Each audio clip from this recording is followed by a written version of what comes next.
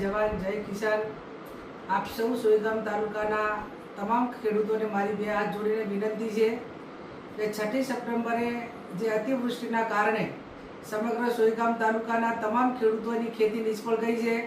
જમીન ધોવાણ હોય, પશુનું મોત થયેલું હોય કે અતિવૃષ્ટિના કારણે જે પણ નુકસાન થયું એના માટે કરીને કોંગ્રેસ પાર્ટી દ્વારા ગામે ગામ આવીને તમને ફોર્મ આપવામાં આવેલા છે અને તમામ વિગતો તમને કઈ રીતે એનું ફોર્મ ભરવાનું, એની સાથે કઈ રીતના કાગળો જોડવાના એ તમામ કાગળોથી આપ વાકેફ છો। ત્યારે આપ સૌને મારી વિનંતી છે કે આપના પોતાના અધિકાર માટે, આપણા પોતાની માગણી માટે, કુદરતે અતિવૃષ્ટિના કારણે નુકસાન થયું છે પણ એ નુકસાન ભરપાઈ કરવાની જવાબદારી સરકારની હોય છે। ભૂતકાળની અંદર પાક વીમો ખેડૂતોને હતો અને એના કારણે એને પાકનું નુકસાન મળતું।